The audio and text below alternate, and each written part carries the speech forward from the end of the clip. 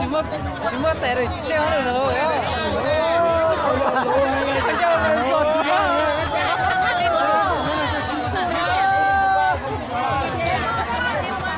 Chỉ mất tệ quá mà to lên rồi. Bình tĩnh đi. Cái gì tao chỉ nói hết. Nó hò mùi ấy.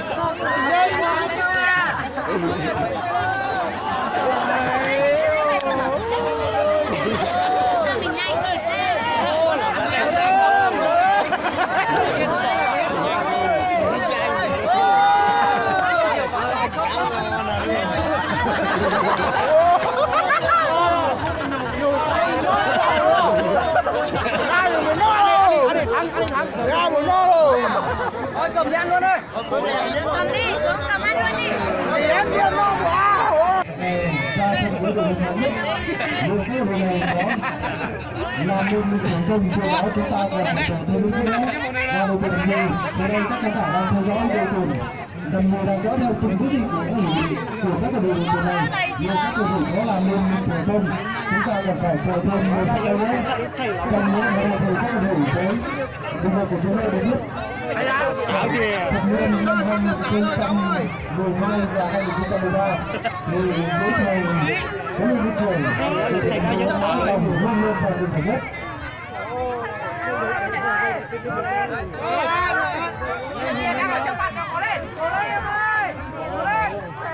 Điểm đầu tiên cho đội tuyển đồng đội đất thượng.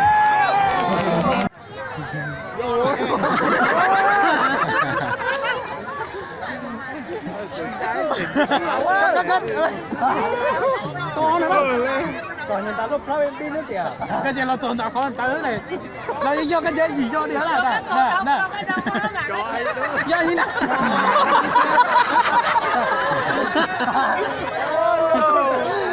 Đây lịch án là tới. Hai bên khán A và khán B theo như số bình luận của chúng tôi được biết và theo như thống kê của ban tổ chức của chúng tôi thì đây đang lên tới tầm khoảng 50.000 chỗ ngồi. Cho đi quá, cho đi quá. Lực lượng của đội viên của hai đội Đồng Nai và đội tuyển Đồng Nai. Gì nào cho là nào. Cho là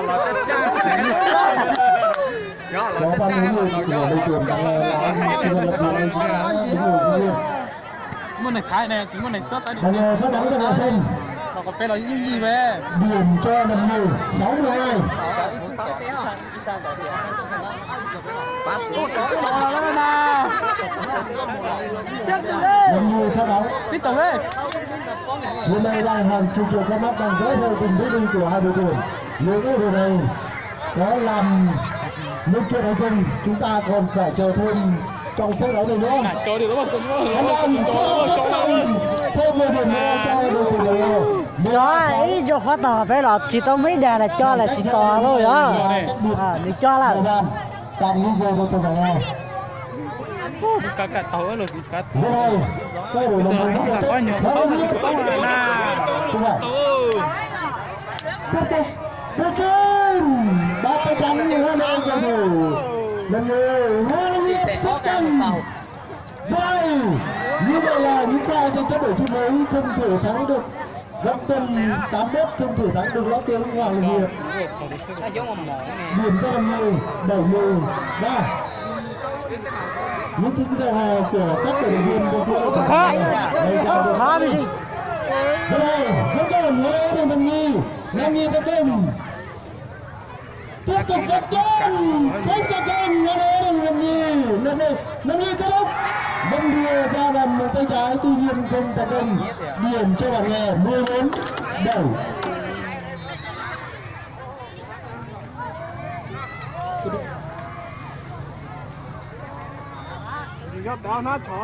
Trọng tài xác định bóng đi ra sân. Điểm cho bạn nghe. Đội tuyển Đồng Nai 84. Bạn nghe cũng đang cố gắng phấn đấu làm sao để cho đội tuyển những chú gà châu trắng đu loa của đội tuyển Đồng Nai dùng một trái lông. Tiếp tục các bạn nghe.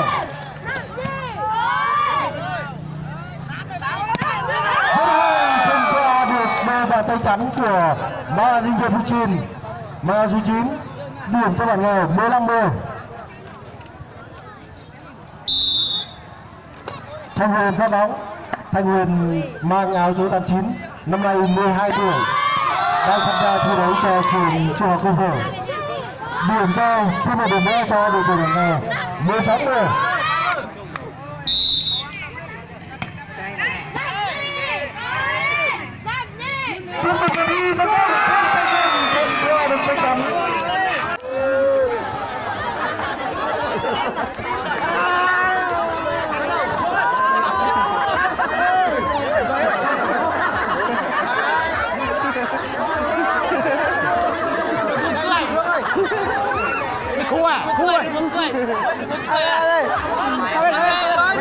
Sao hết rồi?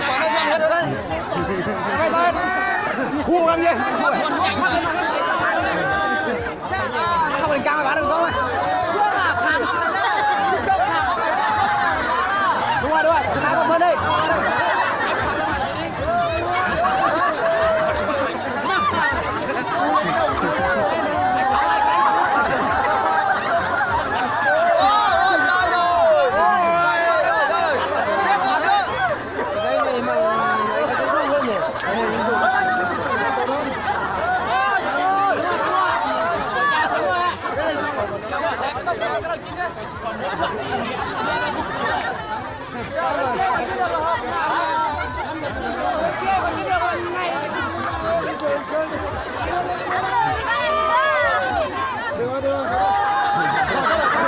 Hai đội nhanh đấu đi, hai đội nhanh đi.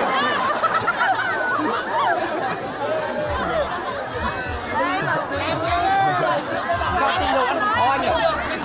Đồ ăn khó bây giờ, đồ ăn khó chưa thôi. Ô mình ăn nhá.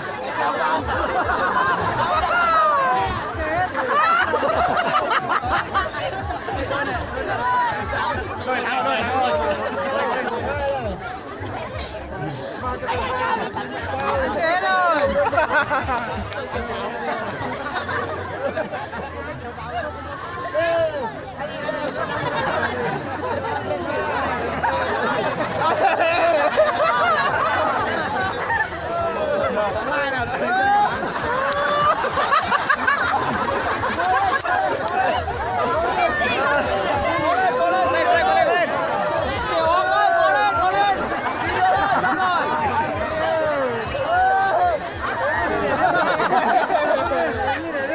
Anh ơi, cho này đâu cũng được mà, cho này đâu còn ăn khó. Em đè vào đầu, anh đè vào đầu, em cắn thì đầu cũng được. Đấy, đúng rồi đấy. Đây, cây đâu cũng được mà. Đây là. Ôi trời ơi. Xong rồi, xong rồi.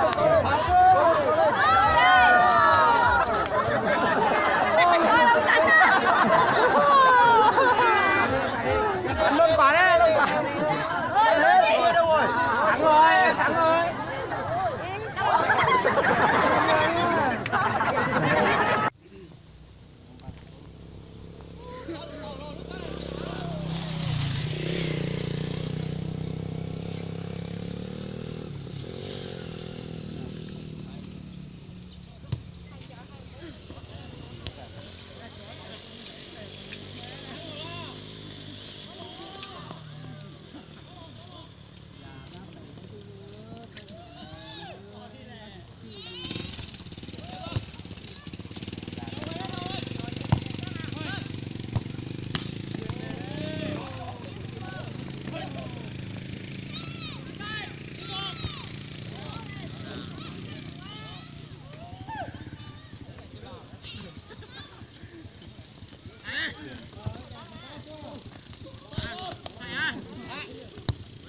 Vị nè. Cái tàu bò ăn nông của đi lò nè, táo, có thì chỉ táo nè.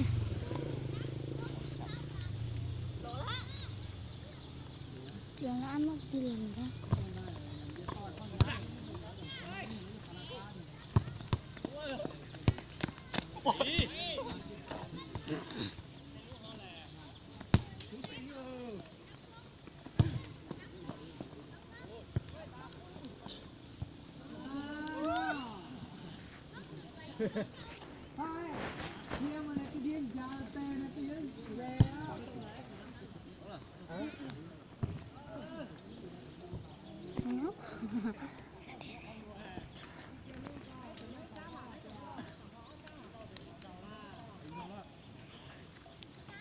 có tốt không là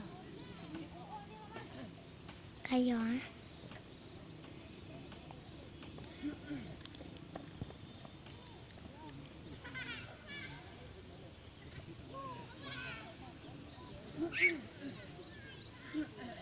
nó thường cơn cối rồi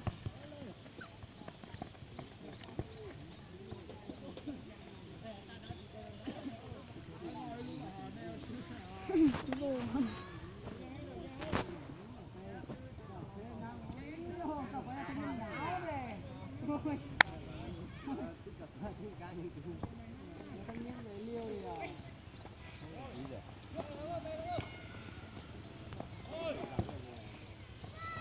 Opa này.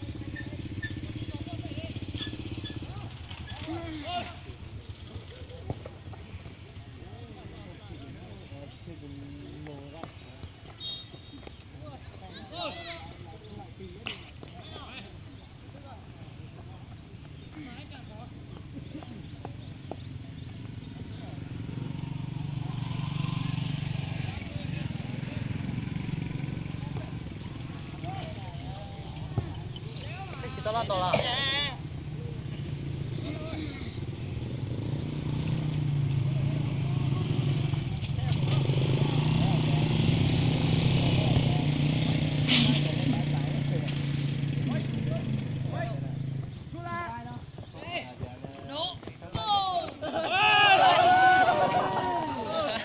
chết chờ hết á.